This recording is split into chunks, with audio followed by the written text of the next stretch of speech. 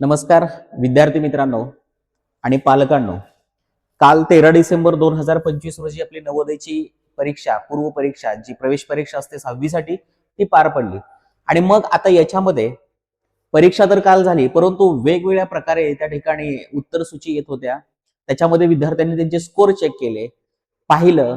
मग आपलं जे मेरिट आहे, आपल्याला मार्क पडतात 97, आपल्याला मार्क पडतात 98, आपल्याला मार्क पडतात 96.25, 95. परंतु प्रत्येकाच्या मनामध्ये एक ही शंका आहे की माझा नंबर लागेल का?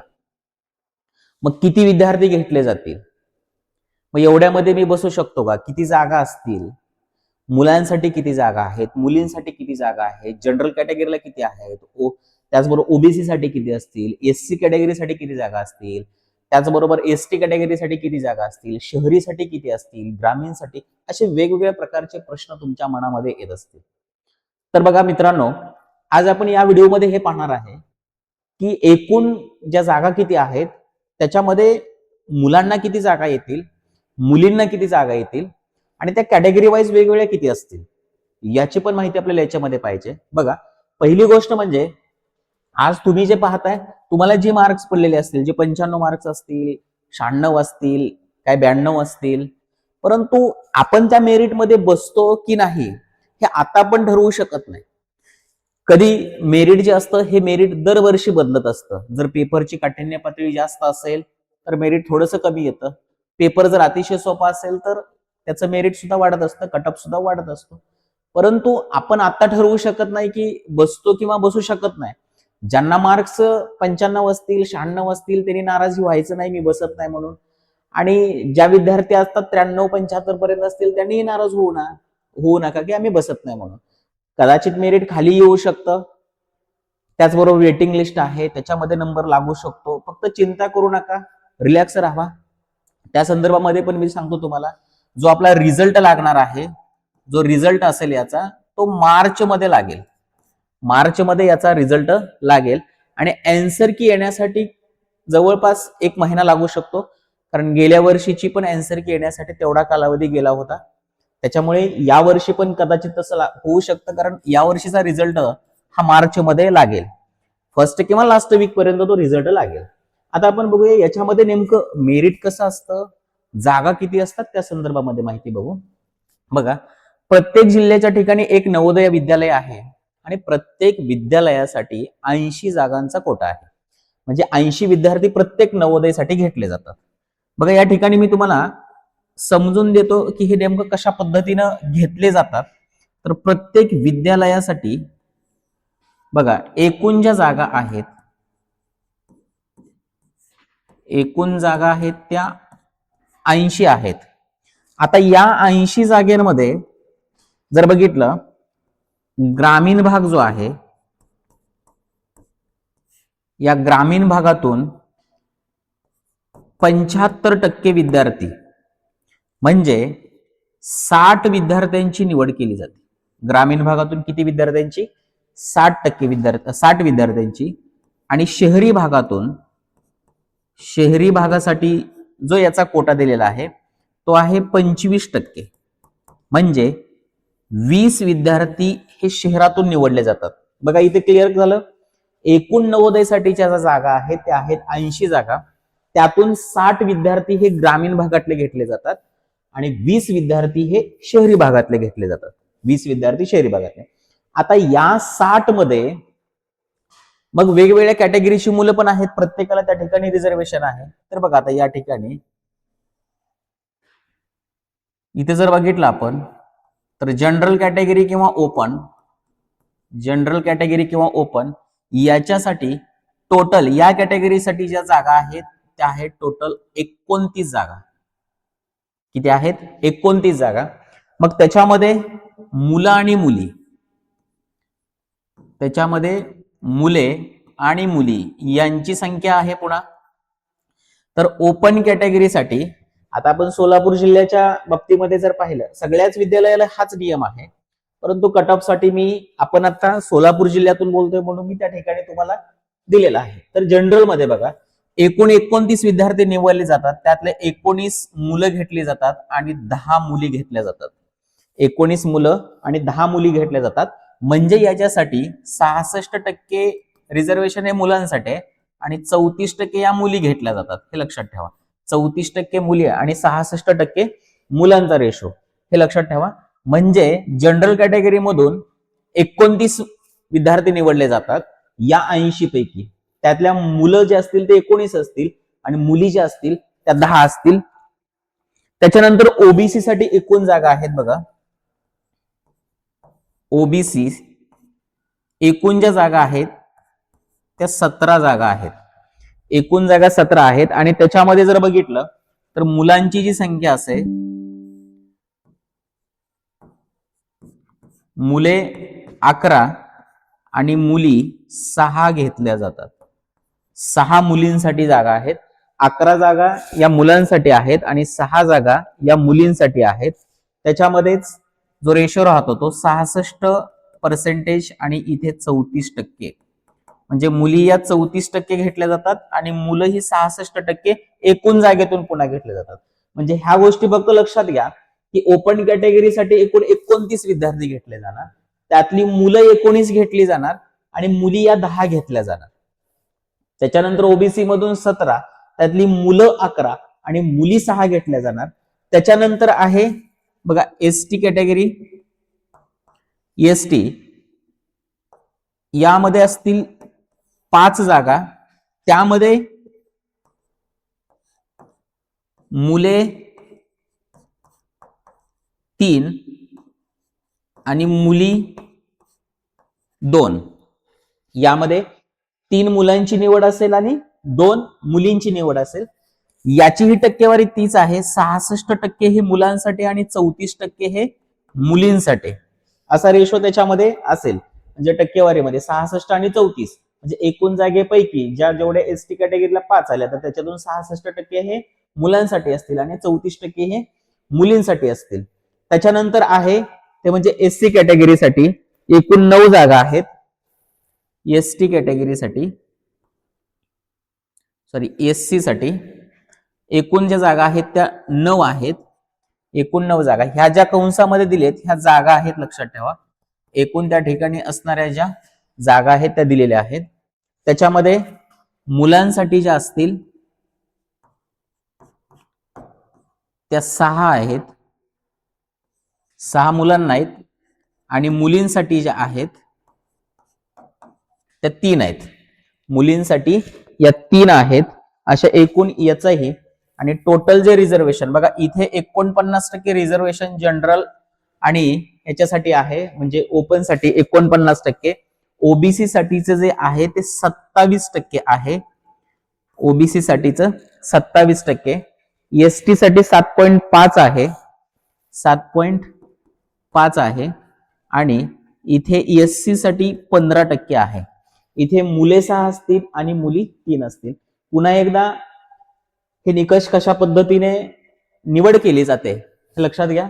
जनरल किंवा ओपन साठी एकूण जागा 29 म्हणजे 49% रेशो त्या ठिकाणी दिलेला आहे. जर म्हणजे याच्यासाठी 49% आणि त्यातली मुलं असतील 19 घेतलेले, मुली असतील 10. हे लक्षात ठेवा. हे इकडली टक्केवारी वेगळी दिलेली आहे. ठीक आहे. हे वेगळी त्यांची टक्केवारी मुलांची दिलेली आहे. आणि ओबीसी मध्ये 17 मधून मुले जे असतील ते 11 आणि मुली 6 असतील. इथे एसटी साठी 5 जागा, त्याला त्या कॅटेगरीसाठी 7.5 म्हणजे 7.5% आरक्षण. त्याच्यामधून मुले 3 आणि मुली 2 आणि एससी मध्ये 9 असतील, त्यातून मुले 6 आणि मुली 3 घेतल्या जातील. आणि मग हे सगळं बघितल्यानंतर की तुमच्या मनामध्ये अशी शंका येईल की आपण इथं जर आपण बघितलं तर मुले 11 घेणार, इथे 19 घेणार, मग एवढे तालुक्याला मुले असतील.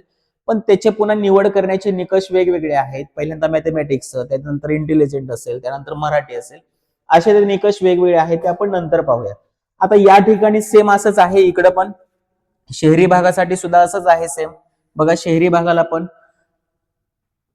जर बघितलं आपण शहरी भागासाठी या ठिकाणी जनरल कॅटेगरी सेम म्हणजे 49% त्या ठिकाणी पण त्यांना रिझर्वेशन आहे. परंतु इथं ज्या जागा असतात त्या जागा त्यांना कमी आहेत. मग आता शहरी भागासाठी जर बघितलं आपण तर शहरी भागासाठी फक्त जागा आहेत त्या म्हणजे 9. किती जागा आहेत? 9 जागा आहेत. त्यातल्या ज्या 6 जागा आहेत त्या मुलांसाठी आहेत. मुलांसाठी 6 जागा असतील. मुले 6 आणि 3 ज्या जागा आहेत त्या मुलींसाठी आहेत. बघा, मुलींसाठी या 3 जागा आहेत. हे शहरी भागासाठी आहे. त्याच्यानंतर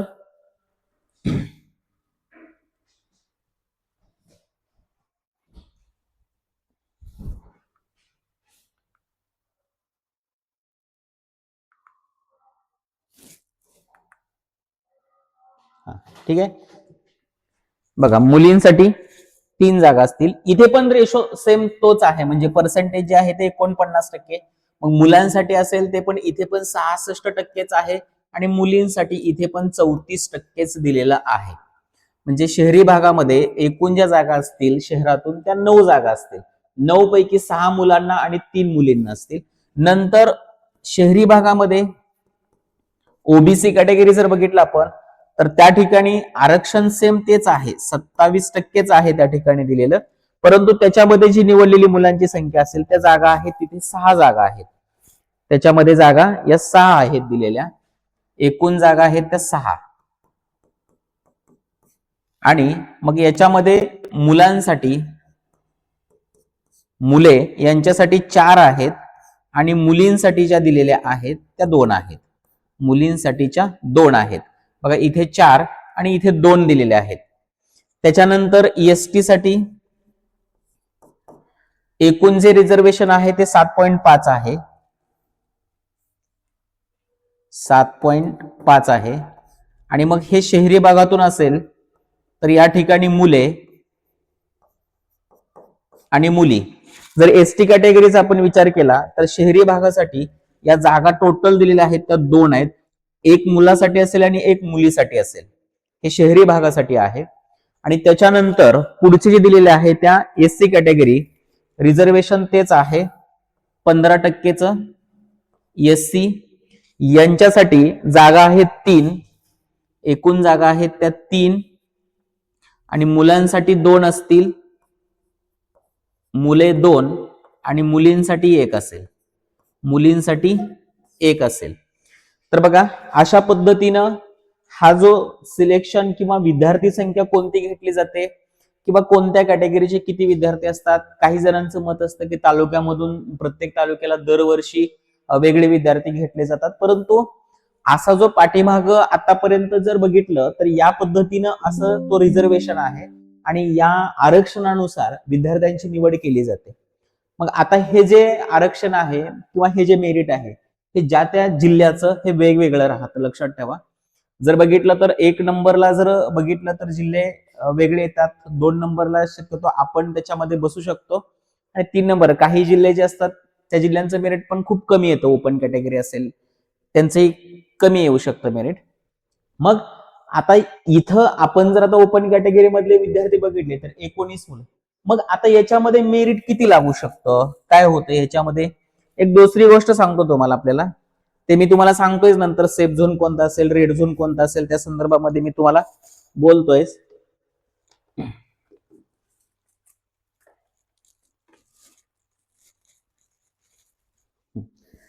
बघा आता, तर तुम्हाला जी मार्क्स पडलेले असतील काय तुमचे 95 असतील, 95 प्लस असतील, 96 असतील, 96 प्लस असतील, 93 प्लस असतील, तर काळजी करू नका. हा प्रत्येक जरी पेपर सोपा असला तरी सुद्धा नॉर्मल साध्या साध्या चुका प्रत्येकाच्या ह्या होत असतात.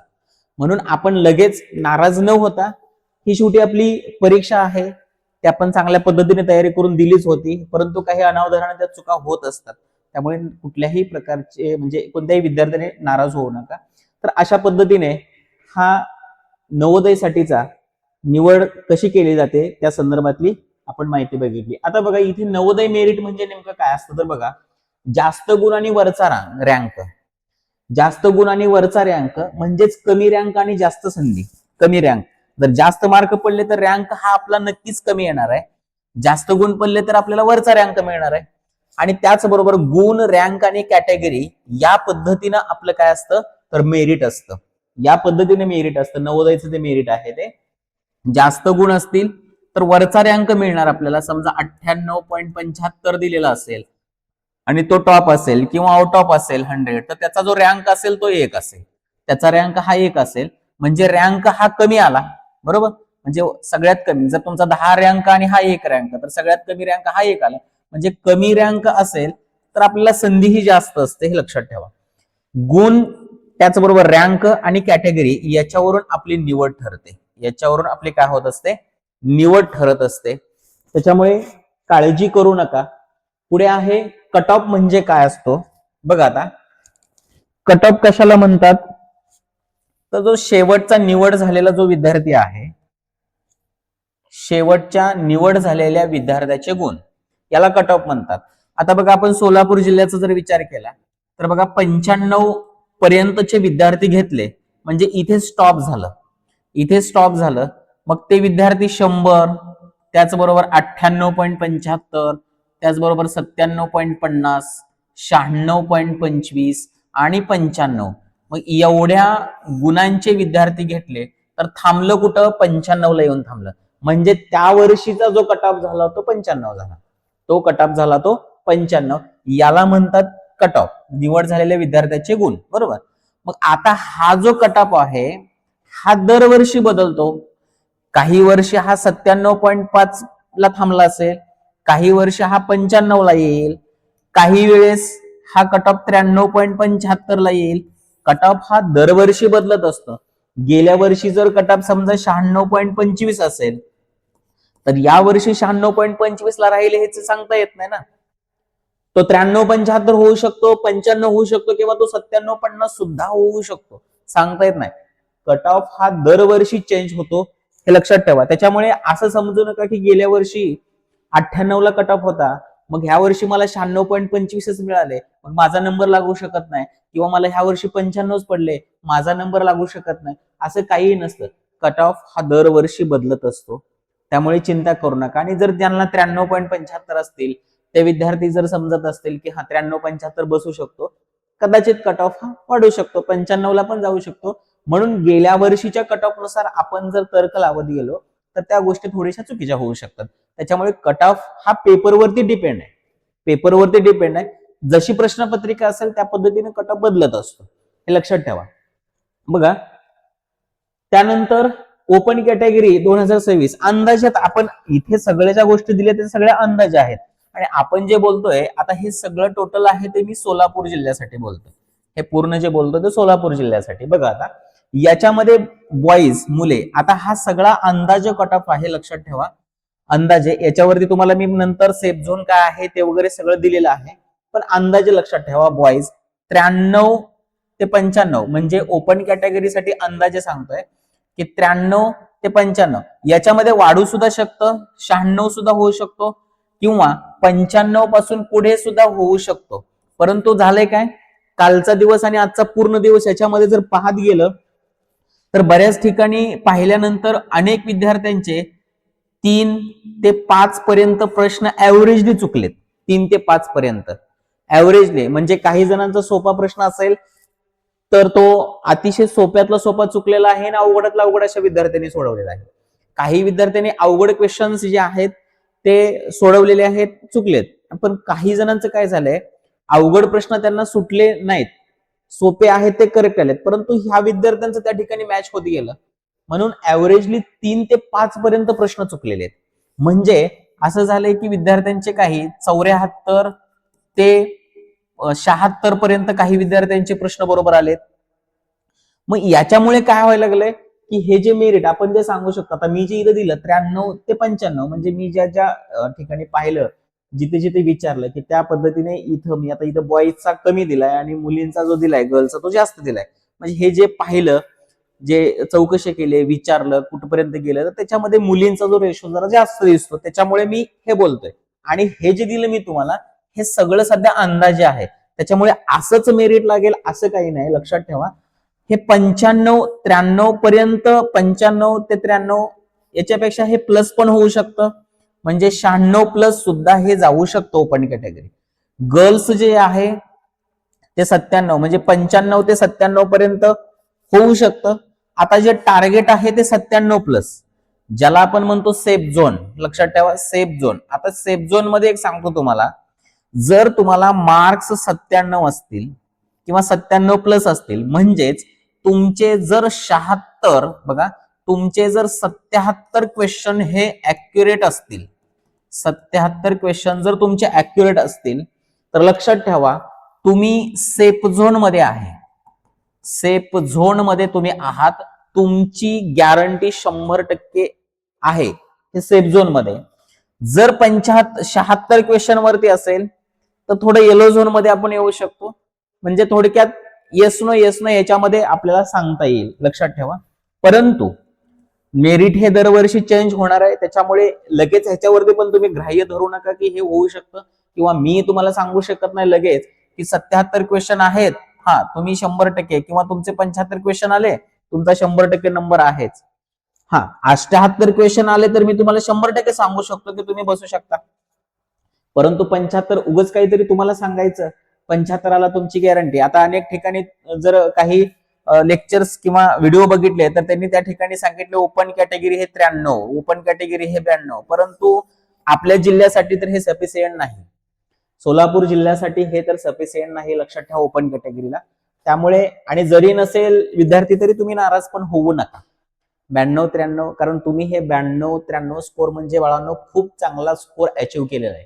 कारण एवढा स्कोर काढणं म्हणजे पण सोपं नाही या नवोदयला. त्यामुळे तुमची ही काय हार नाहीये. तुम्ही ही पहिली एक्झाम तुमची आयुष्यातली पहिली तुमची युपीएससी एक्झाम देता, लक्षात ठेवा. कारण ही ऑल इंडिया क्वेश्चन पेपर एक असते आणि युपीएससीला पण ऑल इंडिया एकच क्वेश्चन पेपर असते. त्यामुळे नाराज होऊ नका. तुमचा नंबर आता नाहीये, तुम्ही स्कॉलरशिप आहे आणि भविष्यामध्ये पण तुम्ही अशा वेगवेगळ्या स्पर्धा परीक्षेमधून अचीव्ह करू शकता. नाराज कुठल्याही प्रकारे होऊ नका. 97+ जर तुम्ही असाल तर तुम्ही 100% सेफ झोन मध्ये आहात, म्हणजे बसू शकतं 100%, हे लक्षात ठेवा. ठीक आहे. 97+ ला ओबीसी कॅटेगरीमध्ये बघा बॉईज 90 ते 93 पर्यंत, म्हणजे ज्या विद्यार्थ्याला या ठिकाणी बघा आता इथे 90 ते 93, पण याच्यामध्ये 93+ आपल्याला खात्री देता येईल. 93+ ला लक्षात ठेवा. इथे गर्ल्ससाठी 92 ते 95, इथे पण 93+.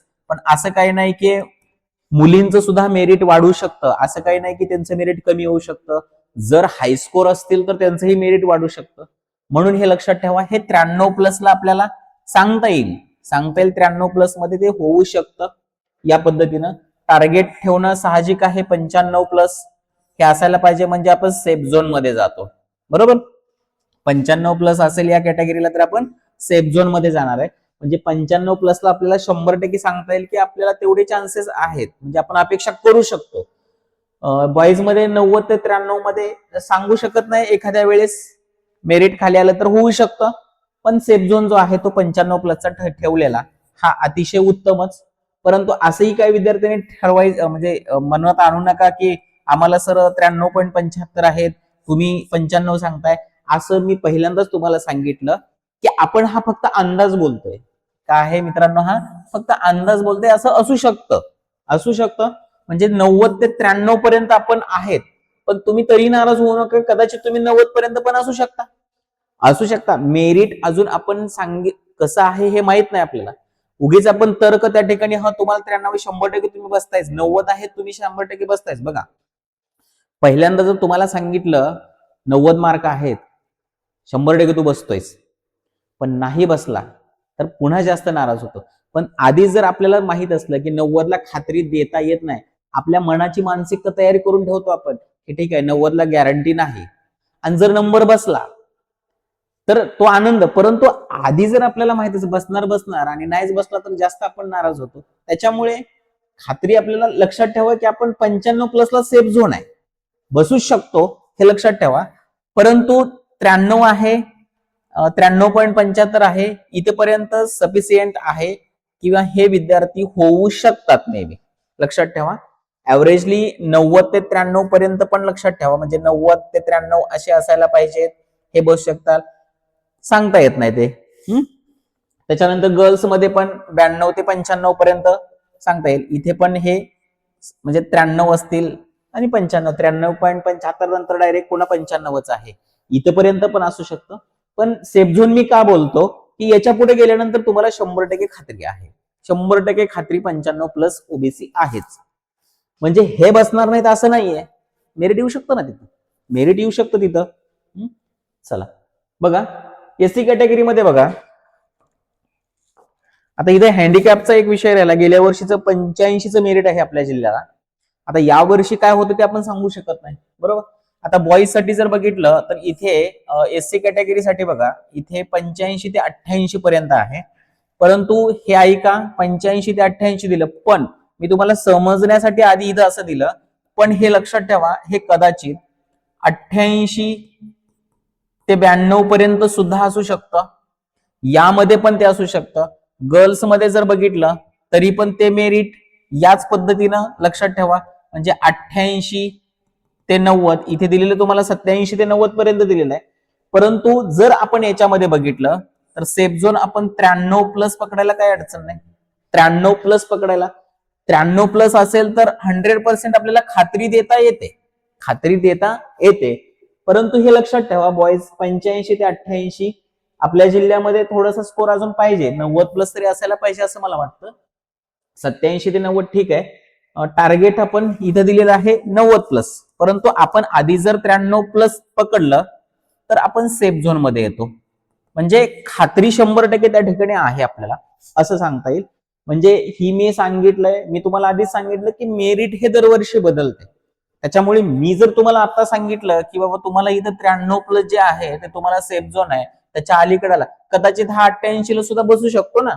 मेरिट आहे ते, पेपरवर डिपेंड आहे, ते 88 ला सुद्धा बसू शकतो, सांगता येत नाही ते. ठीक आहे. त्याच्यानंतर एसटी कॅटेगरीमध्ये बघा, इथे आपल्याला या जिल्ह्याचं सांगता येईल, बॉईज 80 ते 84, गर्ल्स 82 ते 86 आणि टार्गेट 86 प्लस. इथे आपल्याला सांगता येईल शक्यता आहे त्याच्यामध्ये 80 ते 84. मग याच्यामध्ये मला वाटतं जर 88 प्लस जर पकडलं तर आपण सेफ झोन मध्ये याच्यामध्ये आहे, सेफ झोन याच्यामध्ये आपण आहे. तर अशा पद्धतीने बघा, या कॅटेगरीज पर्यंत आपण पाहिलं. आणि पुढे सेफ टार्गेट तुम्हाला एक चार्ट दिला इथे सेफ टार्गेटचा. बघा, आता जो मी तुम्हाला सांगितला होता 97 प्लस, ओबीसी 95 प्लस मध्ये, एससी 90 प्लस, मी तुम्हाला या ठिकाणी 93.75 प्लस बोललो होतो, बरोबर. पण हा पूर्ण 100% सेफ झोन झाला, 100% सेफ झोन झाला. आणि इथे 86 प्लस तुम्हाला जे आता सांगितलं मी 88 प्लस, बरोबर, हे 88 प्लस. अशा पद्धतीनं थोडस पुढं माग 1-2 मार्काने आपण सेफ झोन मध्ये असू शकतो.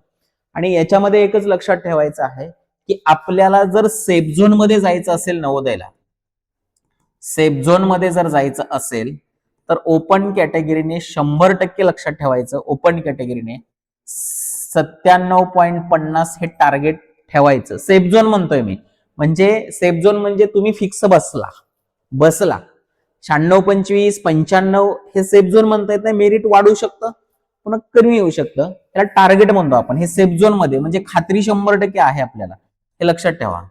इथे पण लक्षात ठेवा, हे 96.25 हे ठेवलं पाहिजे. मी तुम्हाला इथे दिलेलं आहे, हे सेफ टार्गेट दिलेलं आहे इथे 95 प्लस, 95 प्लस म्हणजेच पुढे कोणता आला तो 96.25. त्याच्यानंतर एससी तुम्हाला दिलेला आहे, इथे जर तुम्ही 93.75 टार्गेट ठेवलं तर इथे तुम्हाला सेफ झोन दिलेला आहे 90 प्लसचा. आणि एसटी कॅटेगरीसाठी पण आपण इथे 90 प्लस, परंतु 88, 86 हे सुद्धा सफिशियंट आहे, हे सुद्धा सफिशियंट आहे. हे टार्गेट असतील तर आपली खात्री 100% म्हणता येईल असं वाटतं. तर या ठिकाणी तुम्हाला जे सांगितले, जे चार्ट, हा कट ऑफ अंदाजे तुम्हाला मी आधी सांगितलं की हा कट ऑफ अंदाजे आहे, याच्यामध्ये आपल्याला सराव वगैरे होणं गरजेचं होतं. हे तुम्हाला सेफ झोन चार्ट पण दिला होता. ठीक आहे. योग्य मेहनत, मार्गदर्शन प्लस नवोदय या ठिकाणी आपण सगळ्या गोष्टी पाहिल्या होत्या. तर अशा पद्धतीनं हा एक अंदाजे, आणि कुठल्याही प्रकारचे बालमित्रांनो तुम्ही मनावरती ताण, दडपण, अभ्यासाचं टेन्शन, मग माझा नंबर लागेल की नाही, मग काय करू, मग ह्याला फोन कर, त्याला फोन कर, मग सर मला एवढे मार्क्स आहेत, मग होईल का माझं, असं कुठल्याही प्रकारचे मनामध्ये शंका आणू नका. निकाल लागणार आहे मार्च मध्ये. बरं, आता जर तुम्हाला बसेल म्हटला, नाही बसला तर पुन्हा जास्त टेन्शन आहे. त्याच्यामुळे जे झालं ते झालं, आता पुढच्या तयारीला लागायचं. त्यामुळे टेन्शन घेऊ नका. अजून तुम्हाला आयुष्यामध्ये खूप एक्झाम द्यायच्या आहेत, लक्षात ठेवा. आणि जे पालक, जे विद्यार्थी हे व्हिडिओ पाहत असतील त्यांच्यासाठी आपली ऑनलाईनची जी बॅच आहे नवोदयची ऑनलाईनची बॅच आहे ती आपली बघा 2026-27 या शैक्षणिक वर्षाची, म्हणजे 2027 साली त्या विद्यार्थ्यांचा नंबर लागणार त्या ठिकाणी, म्हणजे 27 साली ते विद्यार्थी त्यांची ऍडमिशन प्रोसेस होणार अशी जी आपली ऑनलाईन बॅच आहे ती ऑनलाईन बॅच 1 फेब्रुवारी 2026 पासून सुरू होते. 1 फेब्रुवारी 2026 पासून आपली बॅच सुरू होते. ही बॅच आपली दररोज तुमचे लाईव्ह असतील प्लस रेकॉर्डेड बॅच असेल. ही रेकॉर्डेड बॅच असेल आणि या बॅच मध्ये तुम्हाला ऑनलाईन नोट्स, त्याचबरोबर त्याच्या पीडीएफ, ऑनलाईन टेस्ट आणि तुमचं डाऊट सेशन पण त्याच्यामध्ये असेल. या बॅचची जी फी आहे ती फक्त 1599 आहे. पूर्ण कोर्सची फी, पूर्ण कोर्स. त्याच्यामध्ये तुम्हाला मराठी, गणित आणि बुद्धिमत्ता, मराठी, गणित आणि बुद्धिमत्ता हे विषय त्याच्यामध्ये शिकवले जातील. तर अशा पद्धतीने आपली जी ऑनलाईनची बॅच आहे ती 1 फेब्रुवारी 2026 पासून सुरू होते. आणि दुसरी जी आपली बॅच आहे ती ऑफलाईनची बॅच असते. ऑफलाईनची बॅच, ती जी बॅच आहे ती रेग्युलर बॅच आहे आणि ही बॅच आपली या वर्षीपासून दिवसभर असेल. ही बॅच दिवसभरासाठी असेल आणि या बॅच साठी जी विद्यार्थी संख्यांची लिमिट आहे ते 30 विद्यार्थी असतील. जे विद्यार्थी आमच्या क्लासच्या आसपासच्या भागातील असते त्यांच्यासाठी ही बॅच उत्तम आहे. जे विद्यार्थी बाहेरचे आहेत त्यांच्यासाठी ही ऑनलाईन बॅच असेल.